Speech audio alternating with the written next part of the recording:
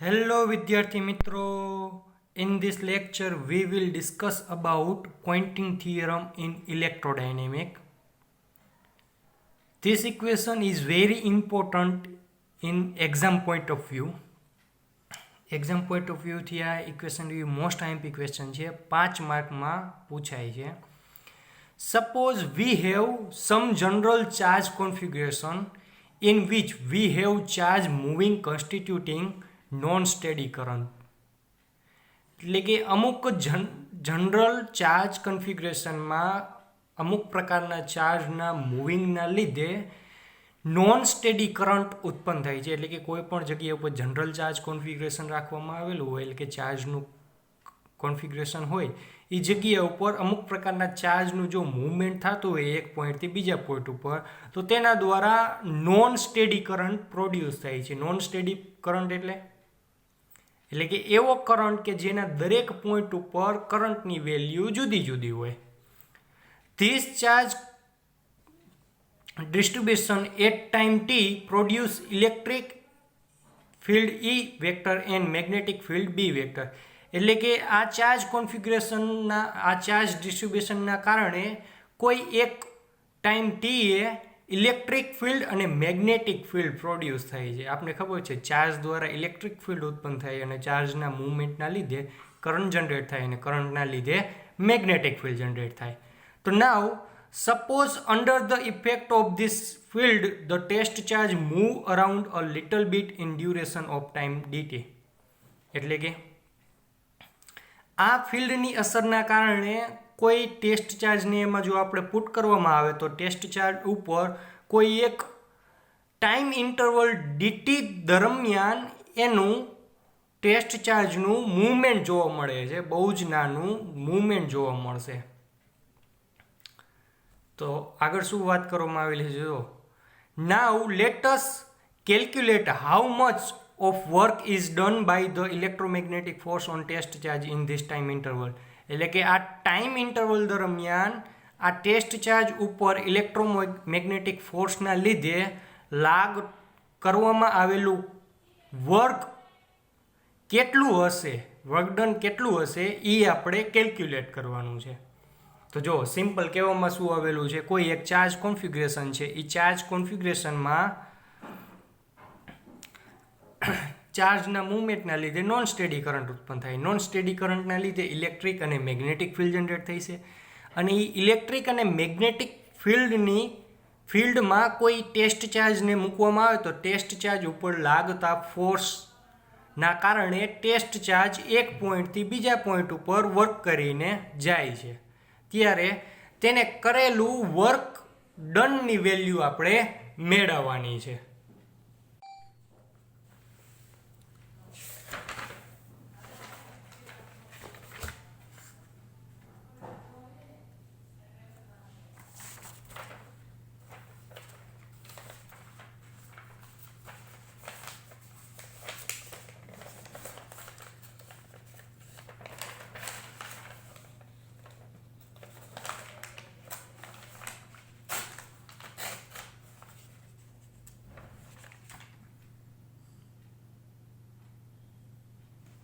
તો હવે જોવો જોઈએ આગળ શું વાત કરવામાં આવેલી છે.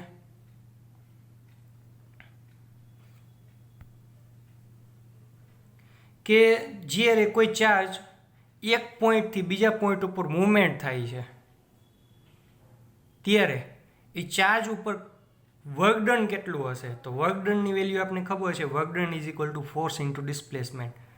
તો કોઈ ચાર્જ એક પોઈન્ટથી બીજા પોઈન્ટ ઉપર પહોંચે ત્યારે એને કરેલું વર્ક ડન વેરી સ્મોલ હોય, તેથી હું અહીંયા ડીડબલ્યુ વડે દર્શાવું છું. તો ડીડબલ્યુ ઇઝ ઇક્વલ ટુ એના ઉપર લાગેલો ફોર્સ અને ડીએલ એનું ડિસ્પ્લેસમેન્ટ.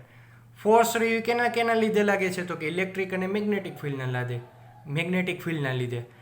તો ઇલેક્ટ્રિક અને મેગ્નેટિક ફિલ્ડના લીધે કોઈ ટેસ્ટ ચાર્જ ઉપર ફોર્સ લાગે તો એ ફોર્સની વેલ્યુ કેટલી હોય? તો આપને ખબર છે લોરેન્ઝ ફોર્સ લો પ્રમાણે ક્યુ કાઉન્સમાં E plus V cross B જેટલી હોય ઇન્ટુ DL. તો DW ઇઝ ઇક્વલ ટુ આગળનો પોઈન્ટ શું છે? Q E plus V cross B છે અને DL બરાબર શું લખી નાખ્યું છે? V into DT. કેવી રીતના? તો આપને ખબર છે કોઈ ટેસ્ટ ચાર્જ એક પોઈન્ટથી બીજા પોઈન્ટ ઉપર મૂવમેન્ટ થાય ત્યારે એને ડીટી જેટલા ટાઈમ ઇન્ટરવલમાં ડીએલ જેટલું ડિસ્પ્લેસમેન્ટ કરવામાં આવેલું હોય અને એની વેલોસિટી વી હોય તો એની velocity V is equal to શું લખવામાં આવશે તો કે ડીએલ બાય ડીટી લખવામાં આવશે. ડીએલને આપણે કરતા બનાવીએ તો શું બનશે dl is equal to V into dt. તો જો ડીએલ ઇઝ ઇક્વલ ટુ આપણે શું લખી શકાય છે તો કે વી ઇન્ટુ ડીટી. તો અહીં ડીએલ બરાબર શું લખી નાખશું તો કે વી ઇન્ટુ ડીટી.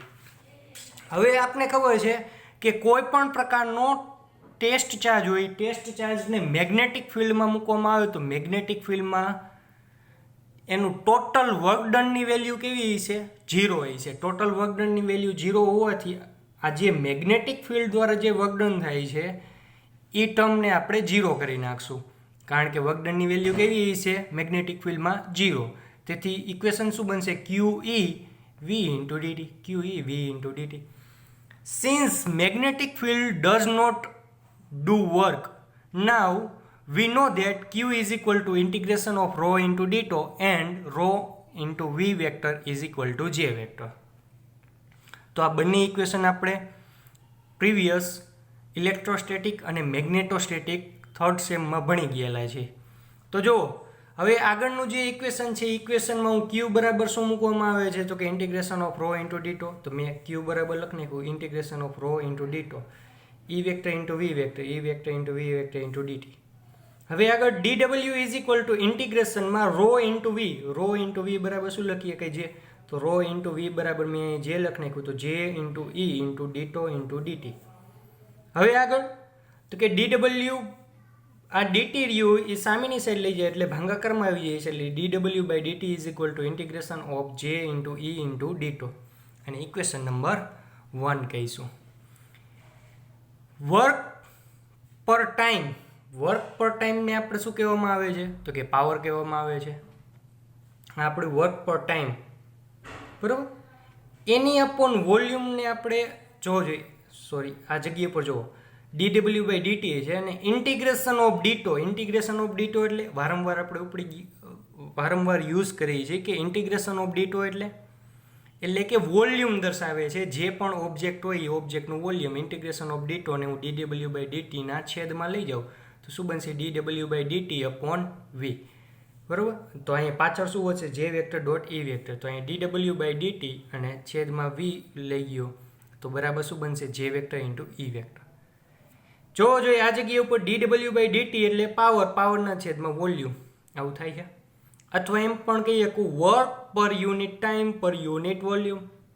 તો જોઈએ આપણે એ જ કહીએ છીએ ઈ ડોટ જે અથવા તો જે ડોટ ઈ અથવા ઈ ડોટ જે ઇઝ ધ વર્ક ડન પર unit time per unit volume. એટલે કે જે ડોટ ઈ અથવા તો ઈ ડોટ જે શું દર્શાવે છે વર્ક પર unit time per unit volume. Which is to say બીજી રીતના કેવું હોય તો શું કહીએ કે છે the power deliver per unit volume. dw by dt ને આપણે ખબર છે શું કહેવાય પાવર. તો કે power deliver per unit volume કે એક યુનિટ વોલ્યુમમાં ડિલિવર થતો પાવરની વેલ્યુ દર્શાવે છે જે વેક્ટર ડોટ ઈ વેક્ટર. તો જુઓ આ જે ઇક્વેશન છે આ ઇક્વેશન અને એનું સ્ટેટમેન્ટ ખાસ કરીને ધ્યાન રાખવાનું છે. જે વેક્ટર ડોટ ઈ વેક્ટર શું દર્શાવે છે તો કે power deliver per unit volume અથવા તો વર્ક ડન પર યુનિટ વોલ્યુમ પર યુનિટ ટાઈમ અથવા વર્ક ડન પર unit time per unit volume. આ બંને એટલે બધી હાલે. તો હવે જોવો જોઈએ આગળ શું વાત કરવામાં આવેલી છે તો કે we can express this quantity in term of the field alone using the Ampere's Maxwell law to eliminate J. એટલે કે હવે આગળ આ જે આપણે E vector dot J vector તાળ્યું છે એ જ વસ્તુ એ જ ક્વોન્ટિટીને આપણે ફરીથી એક્સપ્રેસ કરશું કેની ટર્મમાં તો કે મેક્સવેલ એમ્પિયર્સ લોમાં જેને એલિમિનેટ કરીને ઈ વેક્ટર ડોટ જે વેક્ટરને તારવીશું. જો આપણે મેક્સવેલ્સ એમ્પિયર્સ લો આપણે જોઈ ગયેલા છીએ મોડિફાઈડ એમ્પિયર્સ લો પણ કહેવામાં આવેલા છે. તો એનું ઇક્વેશન શું હતું તો કે del cross B is equal to mu 0 J plus mu 0 epsilon 0 del E by del T.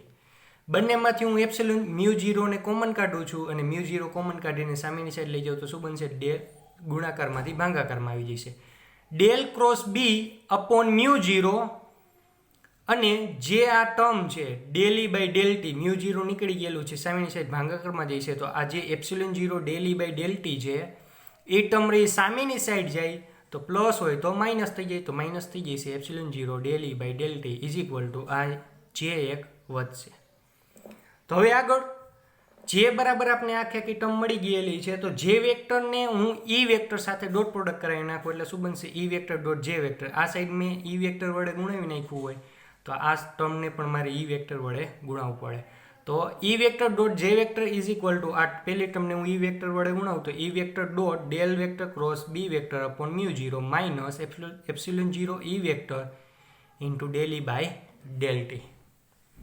Here we know that, હવે જો જોઈએ આપણે વેક્ટર એનાલિસિસ થર્ડ સેમેસ્ટરમાં ફર્સ્ટ યુનિટ વેક્ટર એનાલિસિસમાં આપણે 5 થી 6 પ્રકારના પ્રોડક્ટ રૂલ જે ગયા હતા તો કે એમાંનો એક પ્રોડક્ટ રૂલનો ઉપયોગ કરવો છું. શું કહે છે તો કે del dot E vector cross B vector હોય તો આપણે એને શું લખી શકાય?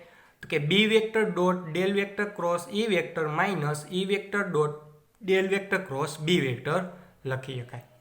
હવે જો E vector dot del vector cross B વેક્ટરનું આ સાઈડ લઈ જાઉં એટલે માઇનસ છે એ પ્લસ થઈ જશે અને આ ટર્મને હું સામેની સાઈડ લઈ જાઉં એટલે પ્લસ છે એ માઇનસ થઈ જશે. તો આને સામેની સાઈડ લઈ જાઉં તો શું બનશે? E vector dot del vector cross B vector is equal to આ ટર્મ રહી એમનું લખવાની થાય B vector dot del vector cross E vector અને આ ટર્મને હું આ સાઈડ લઈ જાઉં એટલે માઇનસ થઈ જશે minus del vector dot E vector cross B vector. હવે આગળ તો કે E vector dot del vector cross B વેક્ટરને એમનું લખી નાખ્યું અને બી વેક્ટર અને ડેલ વેક્ટર ક્રોસ ઈ વેક્ટરને શું લખી શકાય? તો કે minus del B by del T minus del vector dot E vector cross B વેક્ટરને મેં એમનું લખી નાખ્યું છે.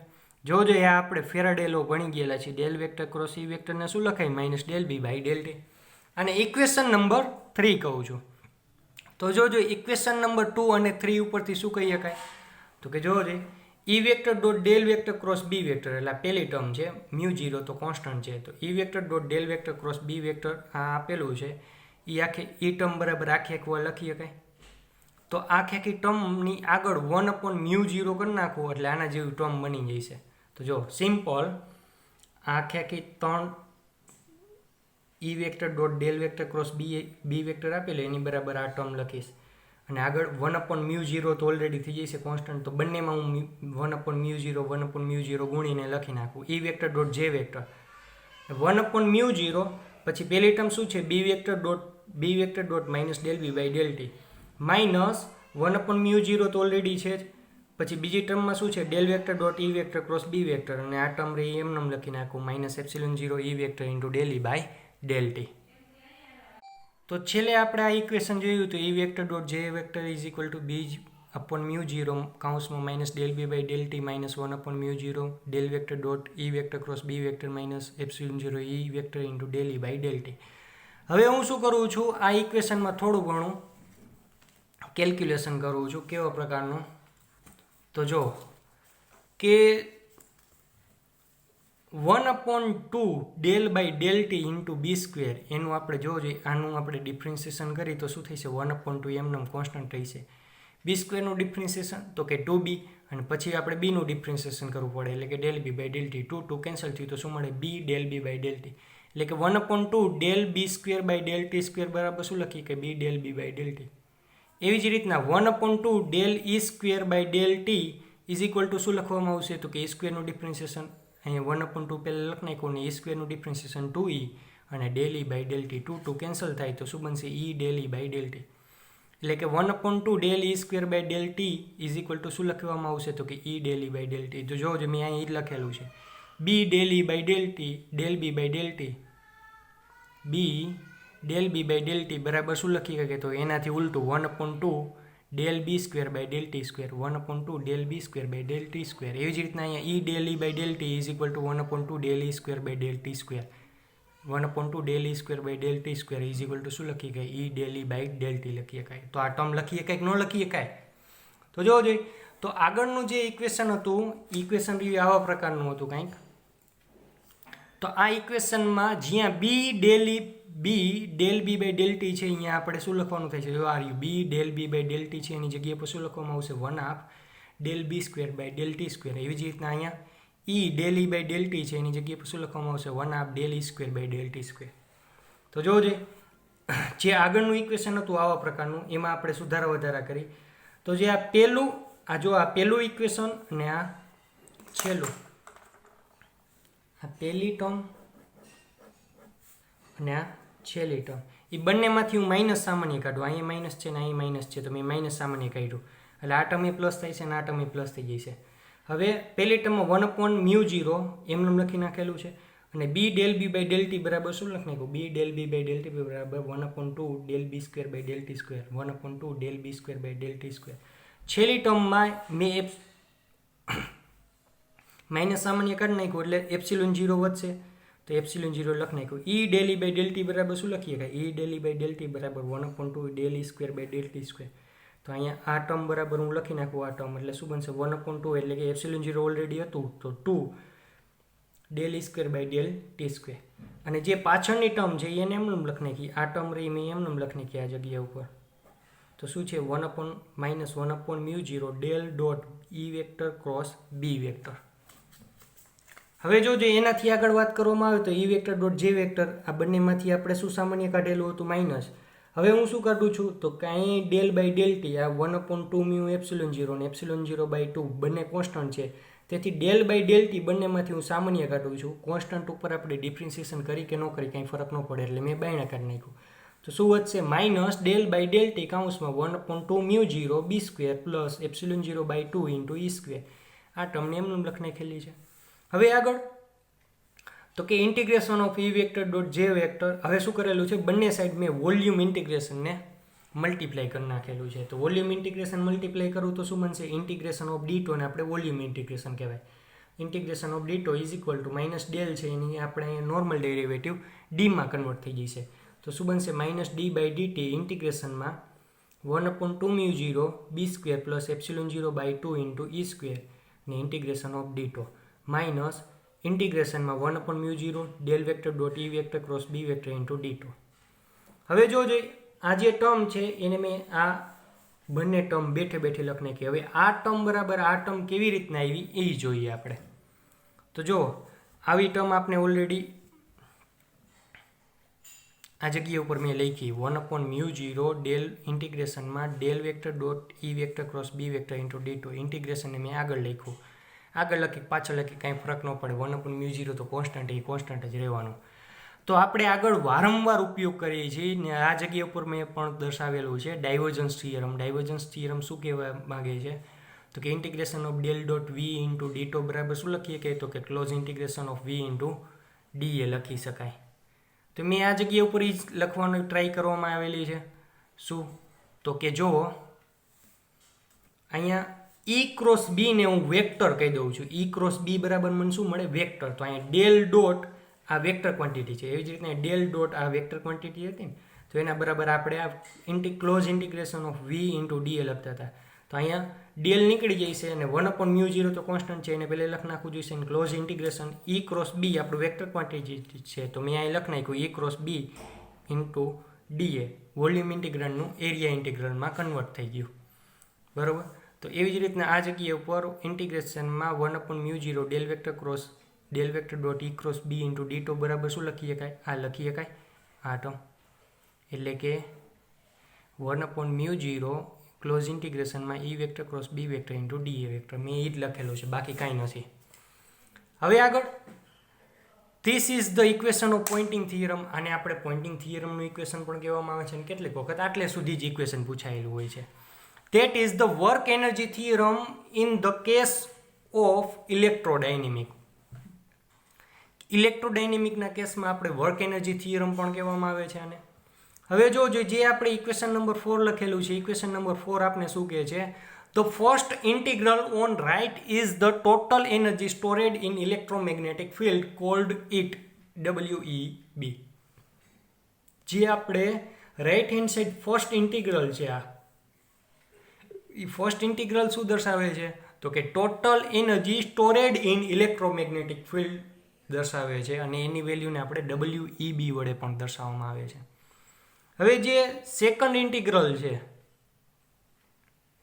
તો second integral on the right represent the rate at which the energy flow, right, at which the energy flow out of surface S enclosing volume V by electromagnetic field. એટલે કે જો આપણું આ ઇક્વેશન જે ઉપર લખેલું હતું એ જ ઇક્વેશન મેં અહીં દર્શાવેલું છે. તો જે આ બીજી ટર્મ છે, બીજી ઇન્ટિગ્રેશનની ટર્મ છે, એ બીજી ઇન્ટિગ્રેશનની ટર્મ શું દર્શાવે છે? તો કે વોલ્યુમ ધરાવતા ઓબ્જેક્ટના સરફેસમાંથી ફ્લો થતો એનર્જીનો રેટ દર્શાવે છે. સેકન્ડ ઇન્ટિગ્રલ આપણે શું દર્શાવે છે? તો કે ઇલેક્ટ્રોમેગ્નેટિક ફિલ્ડમાં એવો ઓબ્જેક્ટ કે જે વોલ્યુમ દર્શાવે છે, એ વોલ્યુમની સરફેસમાંથી ફ્લો થતો એનર્જીનો રેટ દર્શાવે છે. બરાબર, સેકન્ડ ઇન્ટિગ્રલ. અને આપણે એની બીજી લેંગ્વેજમાં શું કહેવામાં આવે છે? તો energy per unit time per unit area transported by electromagnetic field is called the Poynting vector S. એટલે કે આપણે શું કહેવા માંગે છે? તો કે એકમ સમય અને એકમ કદમાંથી ઇલેક્ટ્રોમેગ્નેટિક ફિલ્ડ દ્વારા લઈ જવાતી એનર્જીને પોઇન્ટિંગ થિયરમ કહેવાય છે. Energy per unit time per unit area એટલે કે એકમ સમય અને એકમ ક્ષેત્રફળમાંથી લઈ જવાતી એનર્જી, ઇલેક્ટ્રોમેગ્નેટિક એનર્જીને આપણે શું કહેવામાં આવશે? પોઇન્ટિંગ વેક્ટર એસ કહેવામાં આવશે. જો આ જે ટર્મ છે એ ટર્મ આપણે શું દર્શાવે છે? 1/μ0 E vector cross B vector આપણે શું દર્શાવે છે? તો કે એકમ સમયમાં એકમ ક્ષેત્રફળમાંથી પસાર થતી એનર્જી અથવા તો ટ્રાન્સપોર્ટ થતી ઇલેક્ટ્રોમેગ્નેટિક ફિલ્ડને શું કહેવામાં આવે છે? પોઇન્ટિંગ વેક્ટર એસ કહેવામાં આવે છે. અને પોઇન્ટિંગ વેક્ટર એસ બરાબર શું લખીએ? કે 1/μ0 E vector cross B vector લખી શકાય. તો આ મોસ્ટ આઈએમપી ઇક્વેશન છે, વારંવાર ઉપયોગ થાય છે, યાદ રાખજો. તો આપણે આ ઇક્વેશન જોઈ ગયેલા છીએ, એ આપણું ઇક્વેશન નંબર 4 હતું. તો કે ઇક્વેશન નંબર 4માં આપણને પોઇન્ટિંગ, ઇક્વેશન નંબર 4 આપણે વર્ક એનર્જી થિયરમ અથવા તો પોઇન્ટિંગ થિયરમ દર્શાવતું હતું. બરાબર. તો આપણે ઇક્વેશન નંબર 1 પણ જોઈ ગયા છીએ. ઇન્ટિગ્રેશન 1 આપણે શું કહેતું હતું? કે ઇક્વેશન નંબર 1 આપણે શું કહેતું હતું? Integration of E vector dot J vector into ડીટો. એની બરાબર શું લખી શકાય? ખબર હોય તો dW/dt, વર્ક પર યુનિટ ટાઈમ. તો આના બરાબર હું dW/dt લખું છું. તો જો મેં જોઈ ઇક્વેશન નંબર 4માં મેં એ જ કરેલું છે. આ આપણું ઇક્વેશન નંબર 4 છે, એમાં integration of E vector dot J vector into ditto બરાબર શું લખી નાખ્યું? dW/dt. પછી -d/dt. હવે આ ટર્મ રહી આપણે ખબર છે, આ ટર્મ રહી આપણે એનર્જી ડેન્સિટી દર્શાવે છે. તો એનર્જી ડેન્સિટીને આપણે યુ વડે દર્શાવી શકાય. તો મેં અહીંયા યુ દર્શાવી દીધેલું છે into d tau. Minus close integration of આ 1/μ0 E વેક્ટર ક્રોસ B વેક્ટરને આપણે પોઇન્ટિંગ વેક્ટર એસ કહેવામાં આવે છે. તો એસ ઇન્ટુ ડીએ. તો આપણે જે ઇક્વેશન નંબર 4 યુ આવી રીતના લખવામાં આવશે. યુ રહ્યું આપણે એનર્જી ડેન્સિટી અને એસ રહ્યું આપણે પોઇન્ટિંગ વેક્ટર દર્શાવે છે.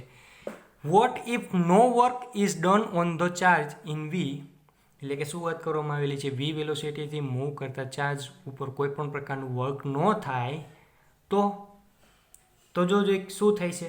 ફોર એક્ઝામ્પલ, એક એક્ઝામ્પલ પણ એવી રીતના આપી દીધેલું. We are in reason of empty space where there is no charges. In that case, work done per unit time is equal to 0. એટલે કે કોઈ એવું એમ્પ્ટી સ્પેસ છે, ખાલી જગ્યા છે કે જે જગ્યા ઉપર કોઈ પણ પ્રકારનો ચાર્જ ન હોય તો ત્યારે વર્ક ડન કેટલું થઈ છે? તો કે વર્ક ડનની વેલ્યુ, વર્ક ડન પર યુનિટ ટાઈમની વેલ્યુ કેટલી થઈ છે? તો કે 0. જો આની વેલ્યુ જો 0 થઈ જાય, આ ટર્મ બરાબર 0 થઈ જાય, તો આ બે ટર્મ વધે છે. આ બે ટર્મ બરાબર 0 હું લખી નાખું. dW/dt બરાબર શું કરી નાખું? 0. અને પછી શું કરવું છું? તો કે આ ટર્મને હું સામેની સાઈડ લઈ જાઉં. તો આ માઇનસ છે એ પ્લસ થઈ જાય. તો હું એ જ કરું છું, આને હું સામેની સાઈડ લઈ જાઉં છું. અને જે ઇન્ટિગ્રેશન અને ડિફરન્શિએશન ઓપરેશન છે એને ઇન્ટરચેન્જ કરવું છું. ઇન્ટિગ્રેશનને પહેલાં લખું છું અને ડિફરન્શિએશનને અંદર લખું. તો શું બનશે? Integration of ∂u/∂t into d tau is equal to minus close integration of S into D A vector આ મળે છે. અને આગળ ફંડામેન્ટલ થિયરમ ઓફ કર્લ્સનો ઉપયોગ કરીને આ એરિયા ઇન્ટિગ્રલને વોલ્યુમ ઇન્ટિગ્રલમાં આવી રીતના લખીએ કે માઇનસ એમનું લખી નાખવાનું. આ ક્લોઝ એરિયા ઇન્ટિગ્રેશન છે અને આપણે integration of del dot S into D ટો આપણે ડાયવર્જન્સ થિયરમ વારંવાર ઉપયોગ કરી ગયા છીએ એટલે હું આ જગ્યા પર દર્શાવતો નથી. શું લખીએ કહે છે integration of del dot S into D ટો. હવે ઇન્ટિગ્રેશન ઓફ ડી ટો ને અહીંયા ઇન્ટિગ્રેશન ઓફ ડી ટો બંને કેન્સલ કરી તો શું બનશે del U by del T ને અહીંયા સામેની side minus del dot S આવું બને છે. હવે આગળ આપણે શું કરવામાં આવેલું છે જોવો જોઈએ તો કે જે આ ઇક્વેશન છે એ ઇક્વેશનને આપણે કન્ટિન્યુટી ઇક્વેશન સાથે કમ્પેરિઝન કરવામાં આવેલું છે. કન્ટિન્યુટી ઇક્વેશન તમને યાદ હોય તો કંઈક આવા પ્રકારનું હતું. કન્ટિન્યુટી ઇક્વેશન આવું હતું ને del rho by del T is equal to minus del dot J ને આપણે કન્ટિન્યુટી ઇક્વેશન કહેતા હતા. તો જો જોઈએ આપણે જે આ જગ્યા ઉપર તારવેલું છે એ આના જેવું જ ઇક્વેશન લાગે છે કે નહીં? મને તો લાગે છે. તો એની સાથે કમ્પેરિઝન કર્યું. આ જગ્યા પર રો શું હતું તો કે વોલ્યુમ ચાર્જ ડેન્સિટી, જે શું હતું તો કે વોલ્યુમ કરંટ, યુ શું છે તો કે એનર્જી ડેન્સિટી અને એસ શું છે પોઇન્ટિંગ વેક્ટર. તો મેં અહીં જ કહી દીધેલું this is the continuity equation for energy you.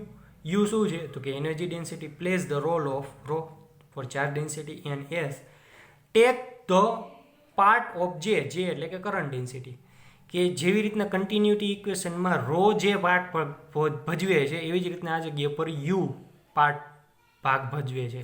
એવી જ રીતના અહીંયા જે કન્ટિન્યુટીમાં જે ભાગ ભજવે છે એવી જ રીતના આ જગ્યા પર એસ એ જ ભાગ ભજવે છે. It express local conservation of electromagnetic energy. આ જે ઇક્વેશન તારવવામાં આવેલું છે એને આપણે શું કહેવામાં આવશે? લોકલ કન્ઝર્વેશન ઓફ ઇલેક્ટ્રોમેગ્નેટિક એનર્જીનું એનર્જી એક્સપ્રેસ કરે છે. જ્યારે આપને શું દર્શાવતું હતું? લોકલ કન્ઝર્વેશન ઓફ ચાર્જને એક્સપ્રેસ કરતું હતું.